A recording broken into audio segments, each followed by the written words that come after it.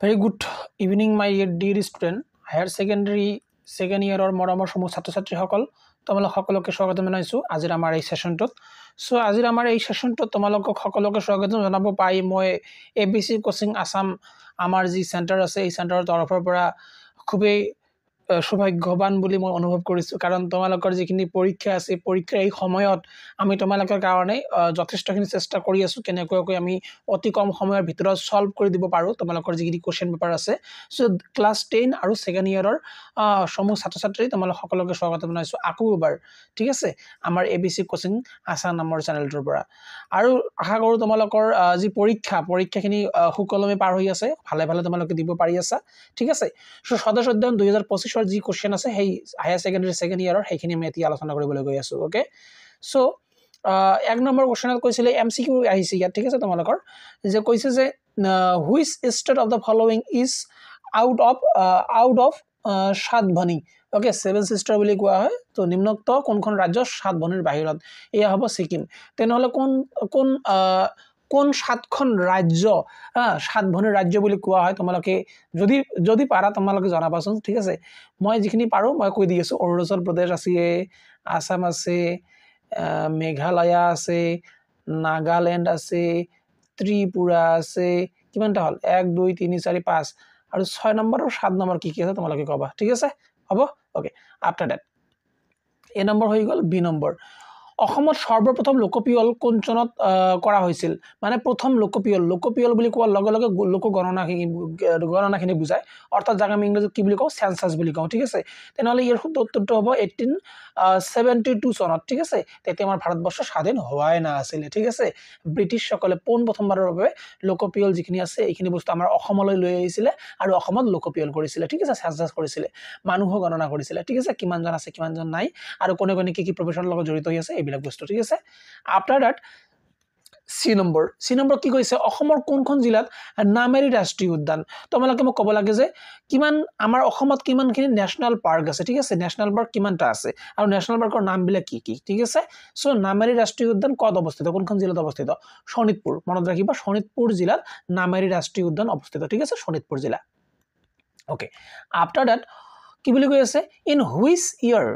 which year the trace of crude oil was found in Assam অসমত কিমান চনত which yearত কিমান চনত trace পোৱা গৈছিল crude oilৰ ঠিক আছে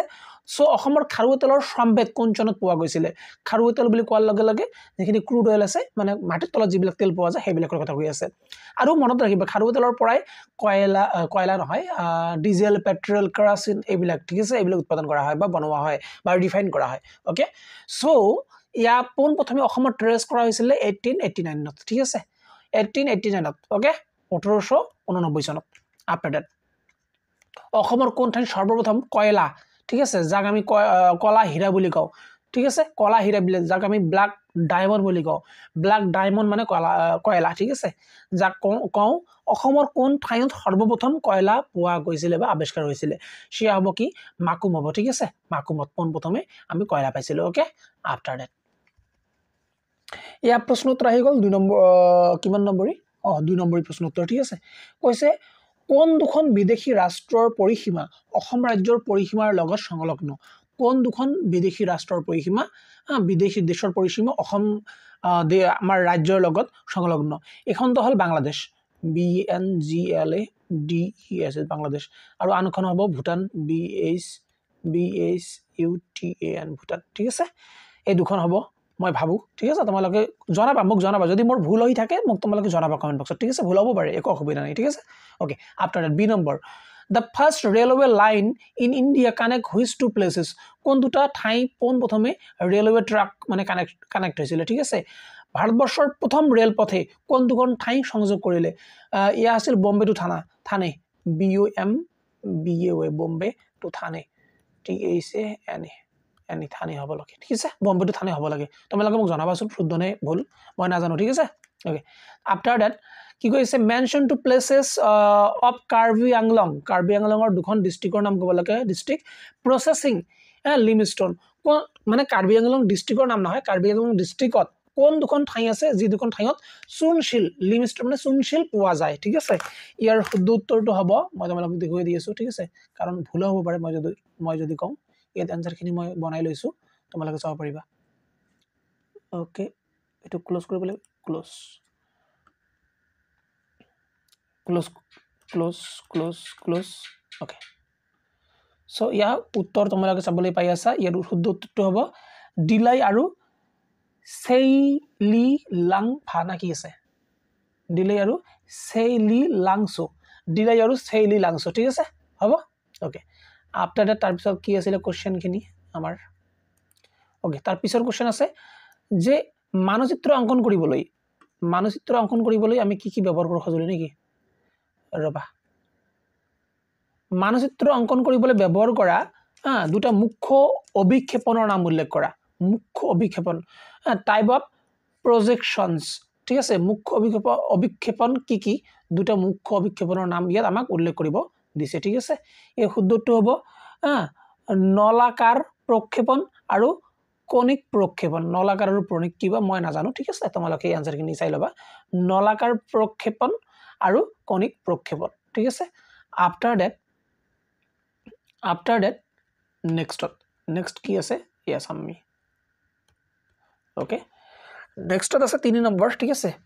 যিকোনো দুটা লিখিব দিছে এনি টু ঠিক আছে তলৰ যিকোনো দুটা প্ৰশ্নৰ সমগ্ৰ উত্তৰ দিয়া আৰু ইয়া 3 নম্বৰী ঠিক আছে কি কৈছে write the name of 3 hilly district of Assam তিনখন পাহাৰীয়া ডিস্ট্ৰিক্টৰ নাম উল্লেখ কৰিব গৈছে লিখিব গৈছে এটা তো হ'ব কাৰ্বি আংলং আৰু কি হ'ব পাৰে কাৰ্বি আংলং ডিমা হাছাও আৰু মিকিৰ হিল ঠিক আছে কাৰ্বি আংলং ডিমা হাছাও মিকিৰ হিল ওকে মই ভাবো যে তোমালোকে এইবিলাক পাৰিছা এইবিলাক ইজি আছিল ঠিক আছে তাৰ পিছত নেক্সট কোশ্চেন কি কৈ আছে চাও আমি এতিয়া অসমৰ তিনিখন অভয়াৰণ্যৰ নাম লিখা write the names of 3 wild life sanctuary ঠিক আছে অসমৰ তিনিখন অভয়াৰণ্যৰ নাম ঠিক আছে ওয়াইল্ড লাইফ সেঞ্চুৰি মানে অভয়াৰণ্য কিন্তু কি আছে যেনেকৈ গৰম পানী বন্যপ্ৰাণী সেঞ্চুৰি হ'ব বা অভয়াৰণ্য হ'ব ঠিক আছে এই বানানটো ভুলিছে তাৰ পিছত লাউখোৱা বন্যপ্ৰাণী অভয়াৰণ্য তাৰ পিছত বৰ্ণাদি বন্যপ্ৰাণী অভয়াৰণ্য আৰু বহুতো অভয়াৰণ্য আছে ওয়াইল্ড লাইফ সেঞ্চুৰি আৰু বহুতো আছে ঠিক আছে আৰু এই তিনিখন মই লিখি দিছো তোমালোকক যেহেতু তিনিটা কৈ নাম লিখিব দিছে সেই কাৰণে মই তিনিটা নাম লিখি দিছো okay after that C number অসমৰ কাঠ আৰু পিতলৰ শিল্প উদ্যোগৰ কৰ্মীসকলে সন্মুখীন হোৱা তিনিটা সমস্যা উল্লেখ কৰিব দিছে ঠিক আছে what are the various problem faces by okay after that C নম্বৰ এনসাৰটো চোৱা এতিয়া দেশৰ কেইবাটাও থলুৱা উদ্যোগ বিশেষকৈ অসমৰ কি কৈ আছে বেল মেটেল উদ্যোগত প্ৰযুক্তি উন্নতিকৰণৰ অভাৱ আছে তাৰ পিছত বজাৰ সংকুচিত হোৱা তাৰ পিছত আগতীয়া দক্ষতা সজুলিৰ অভাৱ আছে তাৰ পিছত কেঁচামালৰ অভাৱ আছে কয়লা আৰু অন্যান্য ইন্ধনৰ বৰ্ধিত মূল্য হয় তাৰ পিছত কেঁচামালৰ অভাৱ আৰু সামগ্ৰী বৈচিত্ৰ্যকৰণৰ অভাৱ আদি সমস্যাৰ সন্মুখীন হৈছে ঠিক আছে এইবিলাক সমস্যাৰ সন্মুখীন আমাৰ সাধাৰণতে বেল মেটেল হোৱা বৰ্তমান সময়ত দেখা পোৱা গৈ আছে ঠিক আছে কাঠৰ যি শিল্প আছে সিহঁতৰ এইখিনি প্ৰবলেম হোৱা বৰ্তমান সিহঁতে পাই আছে বা এইখিনি প্ৰবলেম সিহঁতে ফেস কৰি আছে okay after that D number mention 3 types of map scale কেই প্ৰকাৰৰ মানে মানচিত্ৰ মাপনিৰ বিভাগ তিনিটা উল্লেখ কৰা ঠিক আছে মানচিত্ৰ মাপনিৰ বিভাগ তিনিটা কিনো সো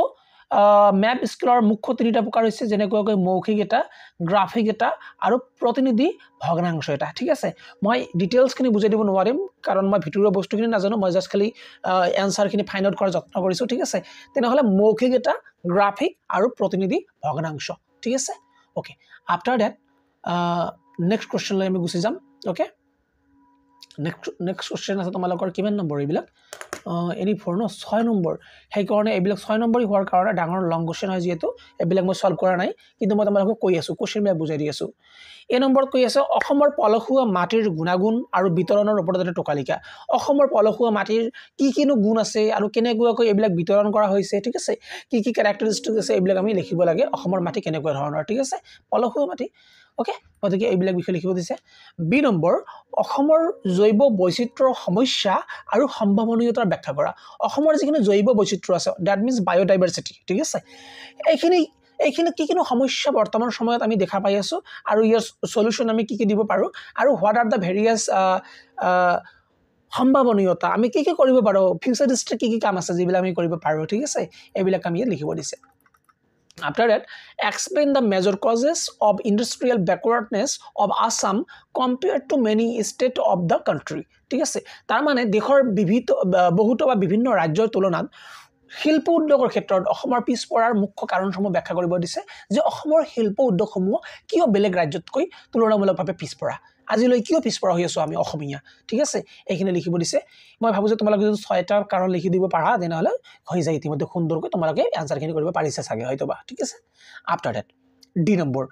অসমৰ বিভিন্ন পৰিবহন ব্যৱস্থাৰ ভিতৰত জলপথসমূহৰ গুৰুত্ব ব্যাখ্যা কৰা জলপথ কিয় প্ৰয়োজন জলপথ যিখিনি আছে ট্ৰান্সপোৰ্টেশন থ্ৰু দা ওয়াটাৰ কিয় ইম্পৰ্টেন্ট হয় কিয় এইখিনি জলপথৰ জৰিয়তে আমি কেনেকুৱাকৈ কম মূল্যতে এঠাইৰ পৰা আনঠাইলৈ গমন কৰিব পাৰো যাব পাৰো আৰু জলপথৰ ব্যৱহাৰ কৰিলে পিনে আমি কেনেকুৱাকৈ লাভান্বিত হওঁ এখন দেশ কেনেকুৱাকৈ লাভান্বিত হয় আৰু অসমত বিশেষকৈ অসমৰ ইয়াত জল পৰিবহনৰ গুৰুত্ব কেনেকুৱা ধৰণৰ এইখিনি বস্তু মই ভাবো যে তোমালোকে লিখিব পাৰিছা আৰু সুন্দৰকৈ তোমালোকে হয়তো উপস্থাপন কৰিব পাৰিছা okay after that next number E number প্ৰদূষণ বুলিলে কি বুজা প্ৰদূষণ কাক বলে ঠিক আছে আৰু প্ৰদূষণৰ মুখ্য প্ৰকাৰবিলাক কি কিনো আৰু সাধাৰণ কাৰণসমূহ উল্লেখ কৰা প্ৰদূষণ যে আমি কৰো বা প্ৰদূষণ যে হয় ঠিক আছে পলিউশন আমি কেনেকুৱাকৈ পলিউশনখিনি কৰো কি মুখ্য প্ৰকাৰ আছে তাৰপিছত ইয়াৰ কাৰণসমূহ কি কাৰণৰ কাৰণে পলিউশন হোৱা দেখা পোৱা গৈ আছে প্ৰদূষণ হোৱা দেখা পোৱা গৈ আছে এইবিলাক আমি ৰাইট ডাউন কৰিব লাগে অৰ্থাৎ লিখিব লাগে okay after that App number, what do you understand by biodiversity? That means জৈৱ বৈচিত্ৰ্য বুলিলে কি বুজা biodiversity বুলিলে তুমি কি বুজা ঠিক আছে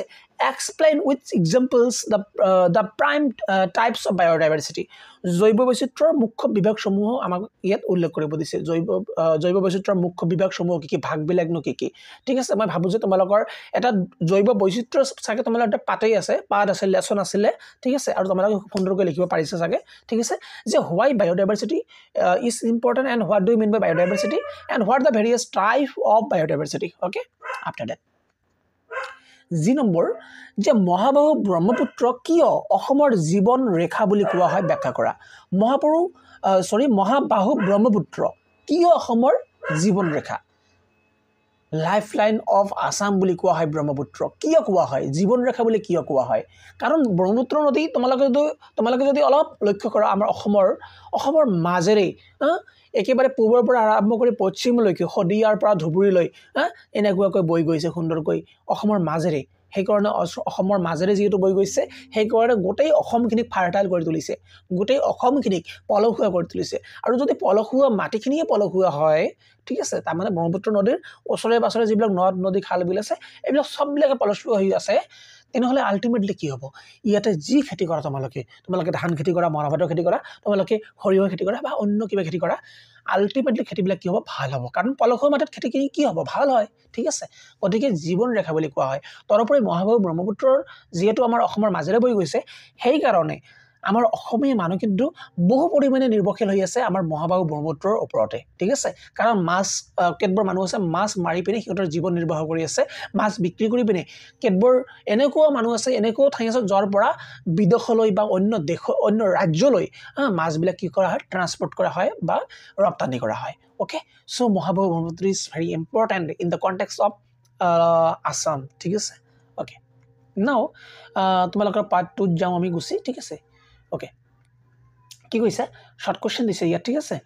যে নিম্নোক্ত কোন চনত চীন আৰু ভাৰতৰ যুদ্ধত অসম প্ৰত্যক্ষভাৱে হাঙৰ খাই পৰিছিল অসম কিমান চনত মানে হাঙৰ খাইছে ভাৰত আৰু চীনৰ যুদ্ধত ইয়া হ'ব 1962 ঠিক আছে 1962 ত অসমে ভাৰত আৰু চীনৰ যুদ্ধত হাঙৰ খাই উঠিছিল ঠিক আছে আফটাৰ দ্যাট কোন চনত নগাঁও জিলাৰ ফুলগুৰি অঞ্চলত কৃষক ৰাইজে ব্ৰিটিছৰ খাজানা নীতিৰ বিৰুদ্ধে বিদ্ৰোহৰ ঘোষণা কৰিছিল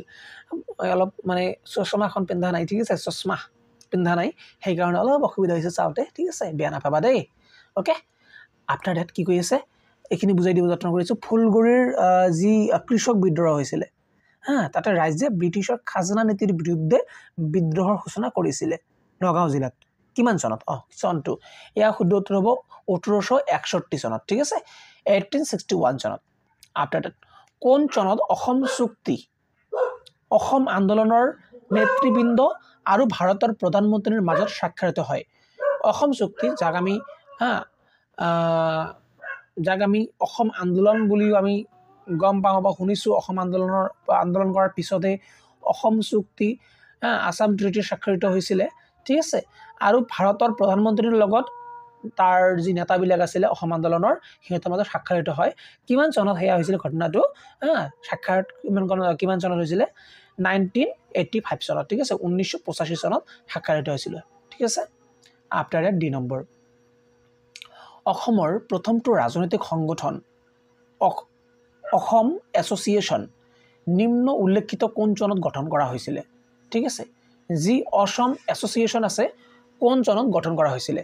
সো অসমৰ এইটো ৰাজনৈতিক সংগঠন হয় ঠিক আছে অসম এছ'চিয়েশ্যন সো ইয়াৰ যি গঠন কৰা হৈছিল 1903 চনত 1903 চনত ঠিক আছে ওকে আফটাৰ দ্যাট কোন চনত ঐতিহাসিক কটন কলেজ গুৱাহাটীত প্ৰতিষ্ঠা হৈছিল কিমান চনত ঐতিহাসিক যি কটন কলেজ আছে কটন আজি বিশ্ববিদ্যালয় হৈ গ'ল কিমান চনত প্ৰতিষ্ঠা কৰা হৈছিল গুৱাহাটীত ঠিক আছে হে হ'ব 1901 চনত ওকে 1901 চনতে তেতিয়া আমাৰ জন্মই হোৱা নাই ঠিক আছে তেতিয়াই ওকে তেতিয়া আমাৰ ভাৰতবৰ্ষ স্বাধীন হোৱা নাই তেতিয়াই ঠিক আছে আফটাৰ দ্যাট 6 নম্বৰ কোৱেশ্চনটোলৈ আহিও যিকোনো তিনিটা কৰিব দিছে আৰু ইয়াত কৈছে যে এই নম্বৰ অপচনটোলৈ আমি কোৱেশ্চনটোলৈ গুচি যাওঁ কি কৈছে অসমৰ দুটা প্ৰাচীন ভৌগোলিক ভূখণ্ডৰ নাম উল্লেখ কৰা প্ৰাচীন ভৌগোলিক ভূখণ্ডৰ নাম উল্লেখ কৰিব দিছে সো ইয়াৰ উত্তৰ আমি ইয়াত আমি চাম তোমালোকে চাব পাৰিবা ইয়াতে ঠিক আছে ওকে অসমৰ প্ৰাচীন ভৌগোলিক ঠিক আছে বি নম্বৰ সেকশনত যাম আমি বি নম্বৰ এয়াতো আমি পঢ়ি আহিছো ব্ৰহ্মপুত্ৰ আৰু বৰাক এই অসমৰ আজিৰে কেৱল নহয় প্ৰাচীন কালৰে পৰা ব্ৰহ্মপুত্ৰ আৰু বৰাক আমাৰ দুটা ক্ষেত্ৰত ভূমণ্ডলত আমাৰ অসমক কি কৰা আছিল বিভক্ত কৰিছিল আমি বা ভাগ কৰা আছিল ঠিক আছে এটা হল ব্ৰহ্মপুত্ৰ উপত্যকা আৰু আনটো হল বৰাক উপত্যকা ঠিক আছে এতিয়া আমি বি নম্বৰ কোৱেশ্চনটো লৈ যাম উজনি অসমত থকা দুটা খনিজ তেল শোধনাগাৰৰ নাম লিখা উজনি অসমত মনত ৰাখিবা আমাৰ গোটে অসমৰ কথা কোৱা নাই উজনি অসমত দুটা খনিজ তেল শোধনাগাৰ অৰ্থাৎ অয়েল ৰিফাইনাৰীৰ কথা কৈ আছে ঠিক আছে উজনি অসমত কতনো আছে ঠিক আছে এটাটো আছে ডিপগৈ শোধনাগাৰ আৰু আনটো হল নুমলীগড় শোধনাগাৰ ঠিক আছে বঙাইগাঁওতো আছে কিন্তু বঙাইগাঁওটো আলটিমেটলি লোৱাৰ আসাম হৈ গল আমাক আপাৰ আসামৰ কথা কৈ আছে ঠিক আছে okay after that what is the next question নাও okay so next question will be now c number ne b number hobo c number hobo ঠিক আছে কৈছে যে পাইক প্ৰথাত প্ৰশাসনৰ বাবে নিয়োজিত দুবিধ বিষয়াৰ নাম লিখা পাইক প্ৰথা মনত ৰাখিবা যেতিয়া আমি পাইক প্ৰথাৰ কথা কওঁ তেতিয়া কিন্তু আলটিমেটলি আমি আহোম ডাইনাষ্টিৰ কথা কৈ আছো আহোম ডাইনাষ্টি NISTY আহোম ডাইনাষ্টিৰ কথা কৈ আছো আহোমৰ কথা কৈ আছো সো আহোম সকলে পাইক প্ৰথাৰ কি কৰিছিল আৰম্ভণি কৰিছিল আৰু পাইক প্ৰথাখিনি কন্ট্ৰোল কৰিবৰ কাৰণে পাইক প্ৰথাখিনি পৰা যিবিলাক পাইক প্ৰথাৰ জৰিয়তে যিবিলাক অফিচিয়েলক এপইন্টেড কৰা হৈছিল সেই মানুহবিলাকক সাধাৰণতে কি বুলিনো কোৱা হয় এই মানুহবিলাকক সাধাৰণতে কেতবৰ আছিল ৰাজখোৱা তাৰ পিছত কেতবৰ আছিল ফুকন বৰফুকন এনেকুৱা ধৰণৰ মানুহবিলাক আছিল ঠিক আছে গতিকে দুটা লিখিব গৈছে দুটা লিখি দিছো ঠিক আছে after that what is the next question now next question will be the okay D নম্বৰ যোগনীতন্ত্ৰত উল্লেখিত অসমৰ প্ৰাচীন ভৌগোলিক বিভাগৰ দুটাৰ নাম লিখা যোগনীতন্ত্ৰত উল্লেখিত প্ৰাচীন ভৌগোলিক বিভাগ কি আছিল ঠিক আছে ইয়াৰ শুদ্ধ উত্তৰটো হ'ব তোমালোকে চাব পাৰিবা ঠিক আছে ৰত্নপীঠ আৰু ভদ্ৰপীঠ এই দুটা নাম যোগনীতন্ত্ৰত উল্লেখিত কৰা আছিল ঠিক আছে আফটাৰ দ্যাট আমি 7 নম্বৰলৈ গুচি যাম 7 নম্বৰ কোৱেশ্চন কি কৈ আছে তোমালোকৰ ওকে যিকোনো দুটা প্ৰশ্ন উত্তৰ লিখিব কৈছে সো কৃষক বিদ্ৰোহৰ বাবে খ্যাত অসমৰ তিনিখন ঠাইৰ নাম উল্লেখ কৰা কৃষক বিদ্ৰোহৰ বাবে খ্যাত মানে কৃষক বিদ্ৰোহ কত হৈছিল ঠিক আছে 3 প্লেसेस ঠাইৰ নাম আমাক ইয়াত লিখিব দিছে ওকে যেনেকুৱা কৈ ফুলগুৰি পথাৰুঘাট দুটা লিখিব দিছে না তিনিটা মই তো দুটা লিখিছো ইয়াত দুটা লিখিছো ঠিক আছে তিনিটা লিখিব দিছিল আই থিংক ঠিক আছে একো নাই তোমালোকে হয়তোবা লিখিছাই ঠিক আছে অলপ চাই ল'বা তোমালোকে তিনিখন ঠাইৰ নাম উল্লেখ কৰিব দিছে কিন্তু মই ইয়াত দুখনে লিখিছো আই এম সো সৰি তোমালোকে যদি পাৰা কমেন্ট বক্সত মোক জনাই দিবাচোন যে আৰু এখন ঠাই কোনখিনি আছিল ঠিক আছে নাম উল্লেখ কৰিব দিছে তিনিখন বি নম্বৰ ইয়ান্দাবু সন্ধিৰ ফলাফলসমূহৰ বিষয়ে চমুকৈ লিখা যিখিনি আমাৰ ইয়ান্দাবু সন্ধি হৈছিল ইয়ান্দাবু সন্ধি কিমান চনত হৈছিল হুইচ ইয়াৰ ইয়াৰখিনি তোমালোকে মোক জনাই দিব লাগে আৰু ইয়াৰ ফলাফলসমূহ কি আছিলে আমি এতিয়া জানিম ENW সন্ধিৰ ফলাফল ওকে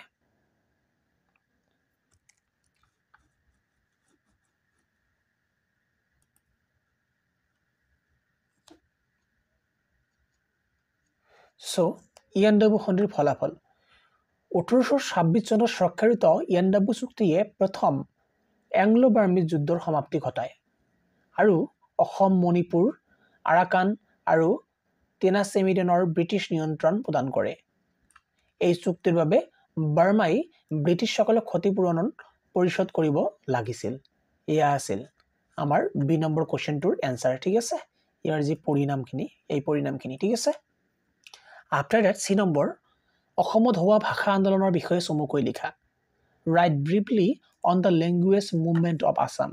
ভাষা আন্দোলনত কি কিনো হল আৰু কি হৈছে ঠিক আছে ইয়াৰ বিষয়ে আমাক লিখিব দিছে ইয়াত ঠিক আছে সো যদি আমি ভাষা আন্দোলনৰ কথা কওঁ সো অসমৰ ভাষা আন্দোলনৰ অৰ্থ হৈছে ভাৰতৰ অসম ৰাজ্যত এক ৰাজনৈতিক প্ৰচাৰ যাৰ উদ্দেশ্য হৈছিল বা হৈছে অসমৰ ভাষাক ৰাজ্যখনৰ অসম ভাষাক ৰাজ্যখনৰ একমাত্ৰ চৰকাৰী ভাষা হিচাপে প্ৰতিষ্ঠা কৰা অসম নহব ইয়াত হ'ব অসমীয়া ঠিক আছে যাৰ ফলত গুৰুত্বপূৰ্ণ প্ৰতিবাদ হয় আৰু অৱশেষত 1960 চনত অসম চৰকাৰী ভাষা আইন গৃহীত হয় যিয়ে অসমক অঞ্চলটোৰ প্ৰাথমিক ভাষা হিচাপে স্বীকৃতি দিয়ে অৱশ্যই এই সিদ্ধান্তই বিতৰ্কৰ সৃষ্টি কৰিছিল বিশেষকৈ বৰাক উপত্যকাত যত বঙালী ভাষীসকলে এক বৃহৎ জনসংখ্যা গঠন কৰিছিল যাৰ ফলত ৰাজ্যখনৰ ভিতৰত ভাষা আন্দোলন অধিক বৃদ্ধি পাইছিল ঠিক আছে এয়া আছিল অসমৰ ভাষা আন্দোলনৰ বিষয় ওকে তোমালোকে হয়তো লিখিব পাৰিছে এইবিলাক বস্তু ঠিক আছে আফটাৰ দ্যাট ডি নম্বৰ কি কৈ আছে আন্তঃৰাজ্যিক প্ৰব্ৰজন আৰু আন্তঃৰাষ্ট্ৰীয় প্ৰব্ৰজনৰ মাজত থকা পাৰ্থক্যৰ বিষয়ে তোমালোকে চমুকৈ লিখিব লাগে ঠিক আছে ওকে সো আন্তঃৰাজ্যিক আৰু আন্তঃৰাষ্ট্ৰীয় দুটা বেলেগ বস্তু আন্তঃৰাজ্যিক বুলিলে কি বুজা আন্তঃৰাষ্ট্ৰীয় বুলিলে কি বুজা তোমালোকে জানিব লাগিব ইজনৰ অৰ্থ হৈছে এনে এজন ব্যক্তি যি নিজৰ দেশৰ আন্তঃৰাজ্যিক অনুপ্ৰৱেশকাৰী সীমাৰ ভিতৰত এখন ৰাজ্যৰ পৰা আন এখন ৰাজ্যলৈ যায় আনহাতে ইজনটো নহব ইয়াত এটো হ'ব আন্তঃৰাজ্যিক এজন নহয় আন্তঃৰাজ্যিক হ'ব আন্তঃৰাজ্যিক আনহাতে এটা আন্তঃৰাষ্ট্ৰীয় হ'ব লাগে হৈছে এনে এজন ব্যক্তি যি ৰাষ্ট্ৰীয় অনুপ্ৰৱেশকাৰী সীমাৰ পৰা আচ্ছা কিবা লিখি দি আছে মই নাজানো ঠিক আছে আমাৰ মানে ইয়া যেহেতু চ্যাট জিপিটি আজিকালি সকলোৱে ব্যৱহাৰ কৰি আছে আমাৰ টিমো ট্ৰাই কৰিছিলে চ্যাট জিপিটিৰ পৰা এইখিনি বস্তু কালেকশ্যন কৰাত মই তোমালোকক বুজাই দি আছো ঠিক আছে মই আনসাৰখিনি কৈ দিব নোৱাৰিলো মই তোমালোকক বুজাই দি আছো তোমালোকে শব্দটোৰ মানেনো কি বুজি পোৱা সো মই তোমালোকক বুজাই দিব যত্ন কৰোঁ চোৱা আন্তঃৰাজ্যিক প্ৰব্ৰজন বুলি কোৱাৰ লগে লগে প্ৰব্ৰজন দুই প্ৰকাৰৰ হ'ব পাৰে প্ৰব্ৰজনক আমি কওঁ মাইগ্ৰেশ্যন বা ইমিগ্ৰেশ্যন বুলি কোৱা হয় ইমিগ্ৰেশ্যন IMMIGRATION ইমিগ্ৰেশ্যন যিসকলে ইমিগ্ৰেশ্যন কৰে তাক কি বুলি কোৱা হয় ইমিগ্ৰেণ্ট বুলি কোৱা হয় প্ৰব্ৰজন দুই প্ৰকাৰৰ হ'ব পাৰে এটা হ'ল লিগেলি আৰু আনটো হ'ল ইলিগেলি ঠিক আছে ইলিগেলি হ'ব পাৰে আৰু ইয়াত মানে দুইটাৰে কথা কৈ আছে আল্টিমেটলি কিন্তু আন্তঃৰাজ্যিক বুলি কোৱাৰ লগে লগে মানি লোৱা যে আমাৰ অসম আছে আৰু অসমৰ ওচৰা-ওচৰি কৈ কি আছে ৱেষ্ট বেংগল আছে তেনেহলে এই দুইটা ৰাজ্যৰ কথা আমি কথা পাতি আছো ঠিক আছে যেতিয়া আমি দুটা ৰাজ্যৰ কথা পাতিম তেতিয়া কি হ'ব এয়া হ'ব আন্তঃৰাজ্যিক এই ৰাজ্যৰ কথা কৈ আছে দুটা ৰাজ্যৰ মাজত ঠিক আছে যদি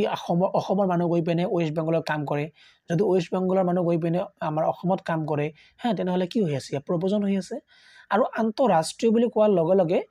কেতবোৰ এনেকুৱা বস্তু বুজা যেনেকুৱা তোমালোকে মনত ৰাখিব পাৰা বা বুজিব পাৰা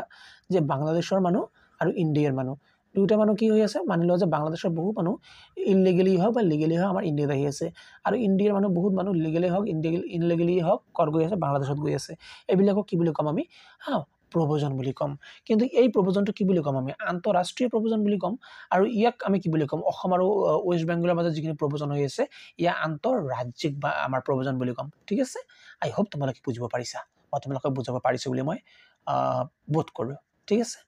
তাৰপিছততো 6 নম্বৰ প্ৰশ্নটো আৰম্ভই হ'ল তোমালোকৰ অসমত অসহযোগ আন্দোলনৰ প্ৰভাৱ সম্পৰ্কে আলোচনা কৰা আৰু সেই আন্দোলনত অসমীয়া নাৰীৰ ভূমিকা চমুকৈ লিখা বহুত ভূমিকা আছে বৰ ডাঙৰ ভূমিকা আছে আমাৰ যি অসমত অসহযোগ আন্দোলন তেতিয়া কিন্তু আমাৰ তোমালোকে হয়তো নাম শুনিছে নে শুনা নাই মই নাজানো হা কেতবোৰ এনেকুৱা ধৰণৰ ব্যক্তি চন্দ্ৰপ্ৰভা শইকীয়ানী আছিলে অসমীয়া নাৰীৰ ভিতৰত আৰু বহুতো নাৰী আছিলে যিসকলে অসহযোগ আন্দোলনত অংশগ্ৰহণ কৰিছিলে MK গান্ধীৰ লগত বা মহাত্মা গান্ধীৰ লগত ঠিক আছে ওকে আফটাৰ দ্যাট কি দি আছে কোৱেশ্চন অসমত চাহ গছৰ আৱিষ্কাৰ আৰু চাহ খেতিৰ বাবে চুবুৰীয়া ৰাজ্যসমূহৰ পৰা অসমলৈ হোৱা জনপ্ৰব্ৰজনৰ বিষয়ে চমুকৈ লিখা ইয়াতো এটা গুৰুত্বপূৰ্ণ এটা ফেক্টৰ হয় অসমৰ ঠিক আছে অসমৰ গোটেই ষ্ট্ৰাকচাৰটো চেঞ্জ কৰি দিছিলে তেতিয়া এইটো ঘটনাৰ কাৰণে অসমত চাহ গছৰ আৱিষ্কাৰ কেনেকৈ হ'ল তাৰপিছত আৰু চাহ খেতিৰ বাবে ওচৰ চুবুৰীয়া ৰাজ্যসমূহৰ পৰা অসমলৈ হোৱা জনপ্ৰব্ৰজন কেনেকৈ ঘটিল আমাৰ যি ব্ৰিটিছ চাহাবসকল আছে সিহঁতে বিহাৰৰ পৰা ৱেষ্ট বেংগলৰ পৰা ইউপিৰ পৰা মানুহবিলাক আনি পিনে কলৈ লৈ আনিলে আমাৰ অসমলৈ লৈ আনিলে কি লৈ আনিলে চাহ খেতি কৰিবৰ কাৰণে সিহঁতে যিহেতু চাহ আৱিষ্কাৰ কৰিলে চাহ খেতি কৰিবৰ কাৰণে আৰু আল্টিমেটলি সেইবিলাক মানুহ কি হ'ল আমাৰ জনপ্ৰব্ৰজন হৈ গ'ল আজি সিহঁতে কি লাভ কৰি আছে সিহঁতে আজি এটা কেটাগৰী পাই আছে না টি ট্ৰাইব